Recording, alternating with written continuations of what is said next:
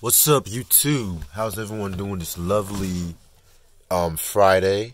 It's your boy Reg in the building. I literally forgot to do another episode of my CD recap and stuff like that because I usually try to do these like Wednesday or even Tuesday night, but right now it's literally like early Friday morning, and I'm just like, I can knock out this shelf right quick and stuff like that because I have some other stuff I have to work on. So yeah, you know how this phone is and stuff like that. So if I can't get at least about 25 minutes of worth of the shelf, I'll just put like a sticker on it and save it for the next go around and shit like that. So with that being said, first album we got is the Fugees, The Score, 1996. Classic album, in my opinion, like their best album, the only album in my opinion you should probably get from them. Like, no shade, but Blended on Reality is not that good. I mean, what should I say about that album? Then we got Gang Starr with their second album, Step in the Arena. This came out in 1990, I want to say. Very dope album. This album is a classic in my opinion. This album was pretty much like Primo finding his rhythm when it came to Gang Starr. Lovesick. I mean, Here Today, Gone Tomorrow. Check the Technique, Step in the Arena. Must have for any Gang Starr head. Then we're gonna get Daily Operation, 1992. Very dope album, classic album. Well, this album right here, you pretty much have Gang Starr pretty much, mastering his son. Guru definitely had a lot more shit to say. Also with this album, you have members of the Gang Starr Foundation like Dap and Jay the Damager making their first appearances on Wax. Singles albums known for was like I want to say Too Deep. And then you had X Girl to Next Girl, Take It Personal.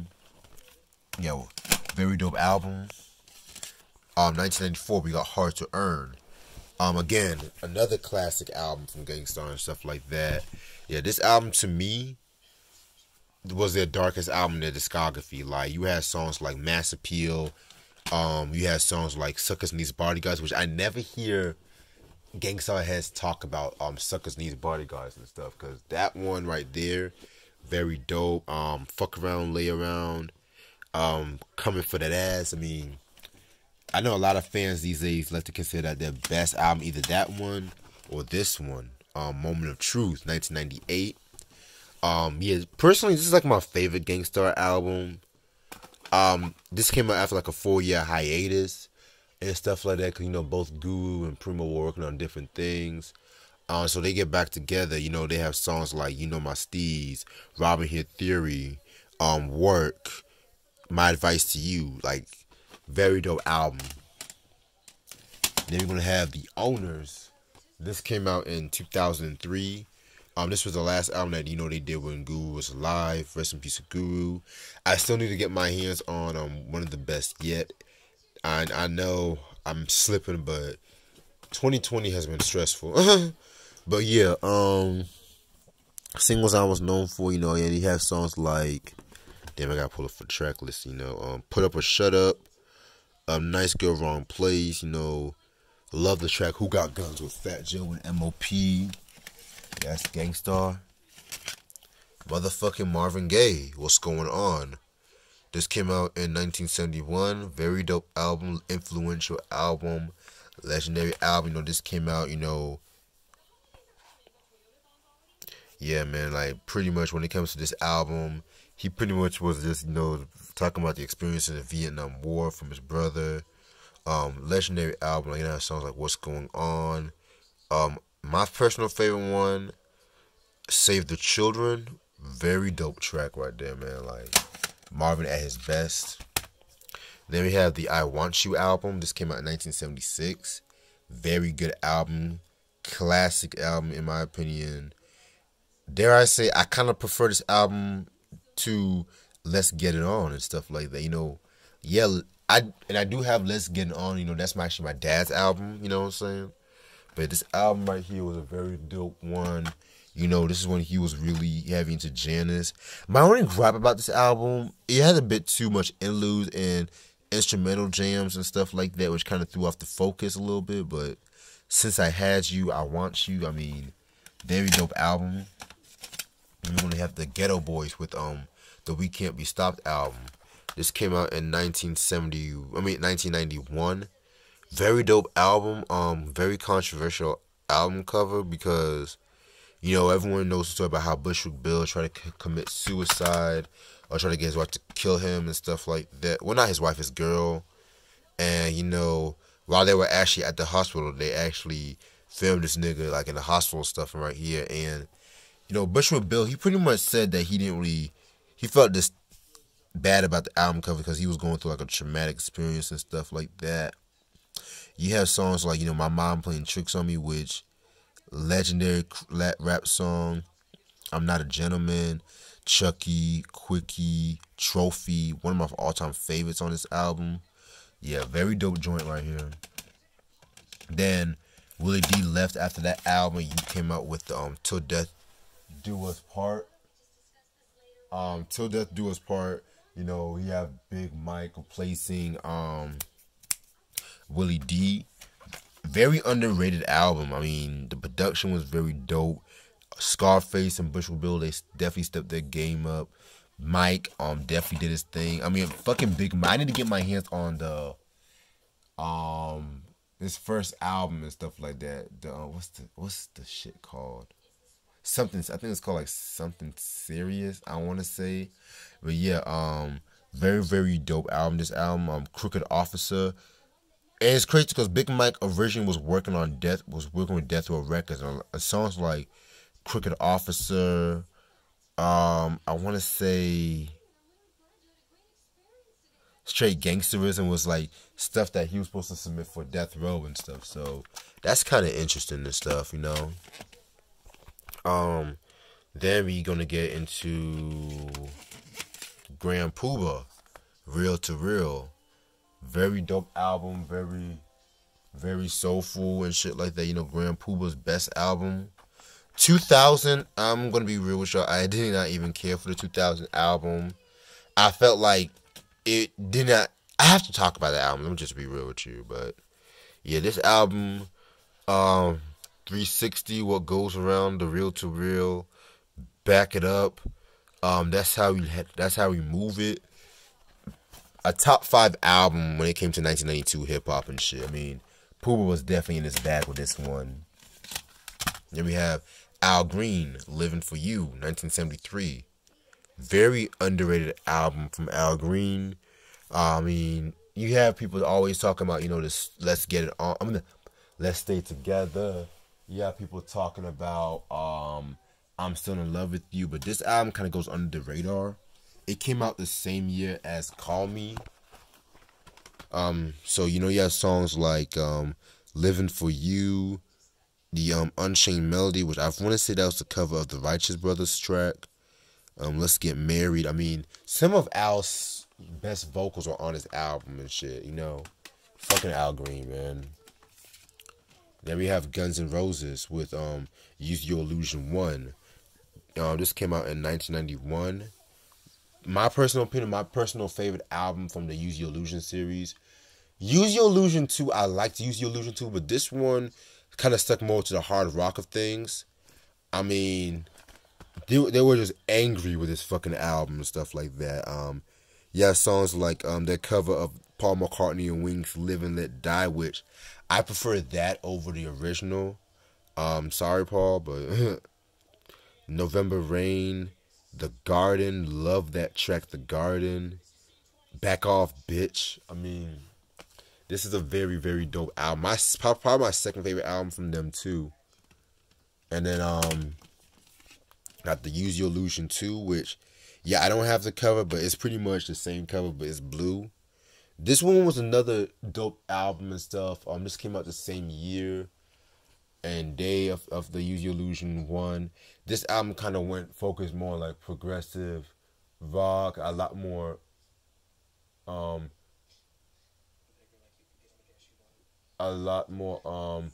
piano melodies and stuff like that too. My opinion, the last great album that they came out with, I don't care for the Spaghetti Incident EP where it was just full of covers and stuff like that. Chinese Democracy. Oh my god. I don't even want to consider that a real Guns N' Roses. That's more like an Axl Rose Project album, but yeah. But I'm glad that they got their shit together. Um, then we have Guru with the Jazzmatazz Volume 1. His first solo album. In my opinion, his best album in my opinion. The problem with the other Jazzmatazz albums was that problem with the other Jazzmatazz albums is that pretty much it wasn't as jazzy. Like it wasn't really as jazzy as the other Jazzmatazz and stuff. Like Jazzmatazz Volume 2, while I did like it focused kind of more on R&B and stuff like that. And even, that's the same issue with Jazzmatazz 3, but with this one, he was collaborating more with like jazz artists like Roy Ayers, Lonnie Liston Smith, Donald Byrd, rest in peace to him. Very dope track. I love the song Down the Back Streets. Woo! I mean, Lonnie Liston Smith, man. If you guys know about jazz and you know about Lonnie Liston Smith, y'all know what's up. I salute y'all and shit. Then we got Guy. Yes, the fucking Future album. In my opinion, their best album and their last great album that they came out with.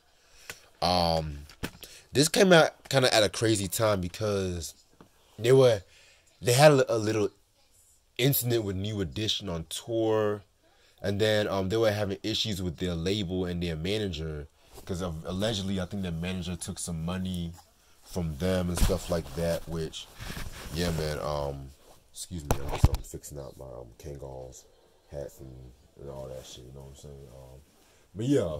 So yeah, this was a very heavy time, and Aaron Hall wasn't really singing that much on this album too, which Teddy Riley took over most of the vocal duties. Which, you know, Teddy does his thing on this album. I mean, you have songs like Let's Chill. You have songs like Teddy's Jam, D.O.G. Me Out, which, and you know, they were going after the manager with that one. Do Me Right with Heavy D. I mean, very dope album. Must have in your collection if you can find it. Guy 3, I did not care for, just to let y'all know. Jasmine Guy's self-titled album. This came out in 1990. This was an okay album. Y'all should know who she is. She played Wetla Gilbert on A Different World.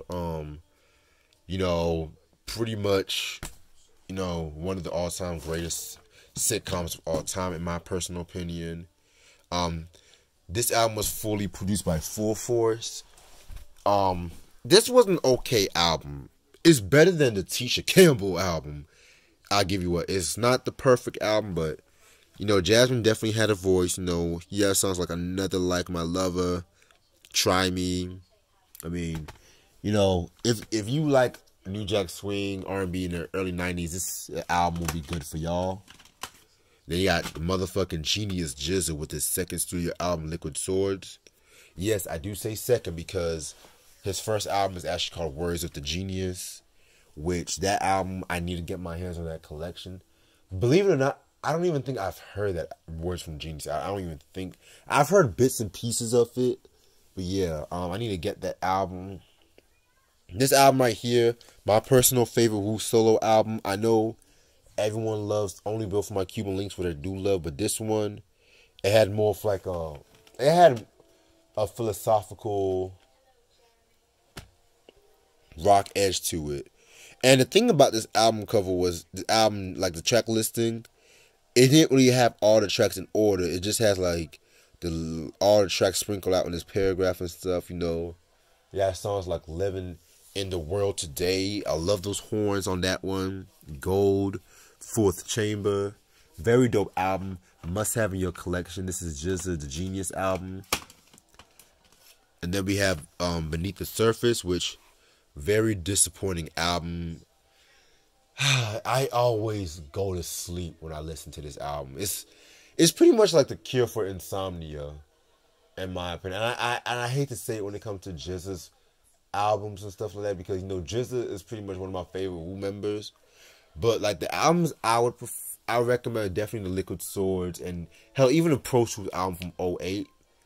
Legend of the Liquid Sword, while I do admit was good, it was missing something. It was missing. But this album, his weakest studio album, in my opinion. This album's a no-go. Then we got her with her album. This is pretty much like Volume 1 and Volume 2.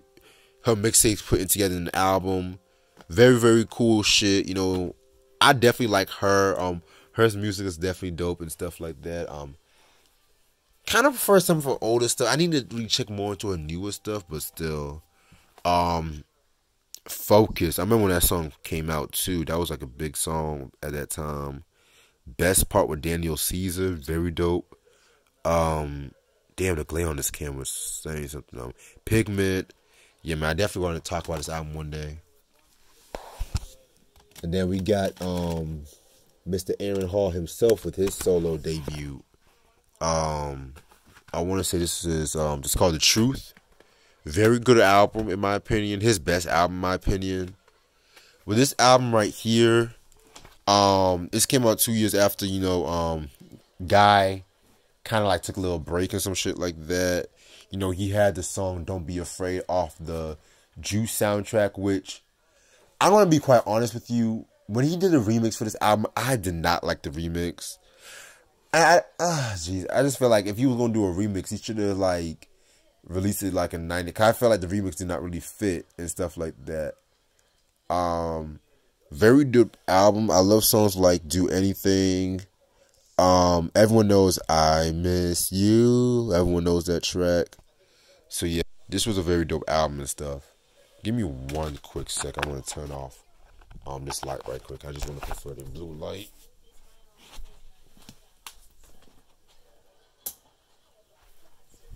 Yeah, this definitely fits more of the vibe here. Alright. Let me see if I can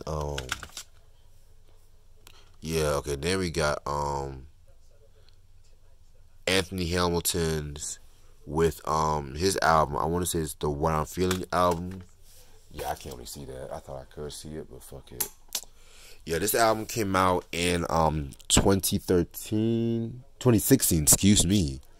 Yeah, this is a very cool album. This is actually the only Anthony Hamilton album I have in my collection. Yeah, man. Definitely get some more albums, especially some of his older albums.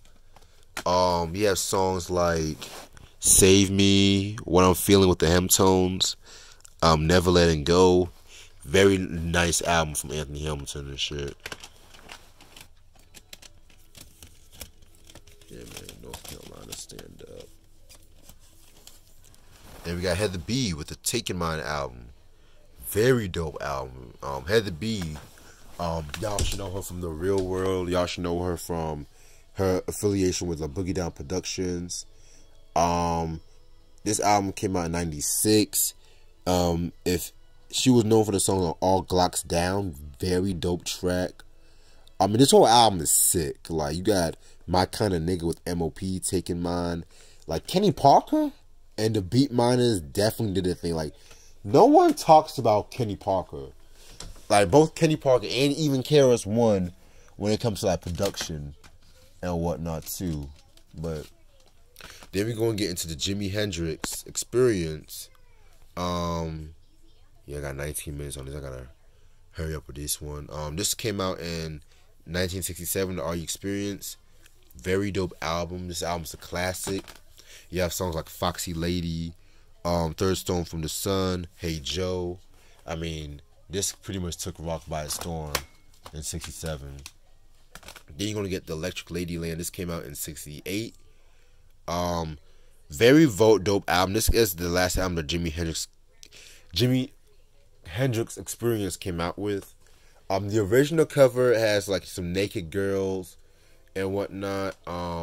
With this album right here, you got songs like And the Gods Make Love, Gypsy Eyes, the fucking Rainy Day Trilogy kinda, Voodoo Child, must have in your collections. Rock classic.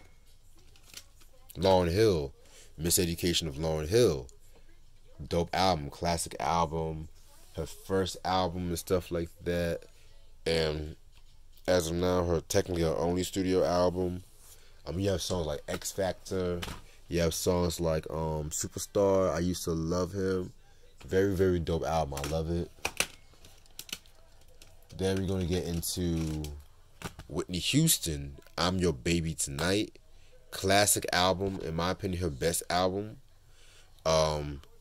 Yeah, man, like this album right here is such a very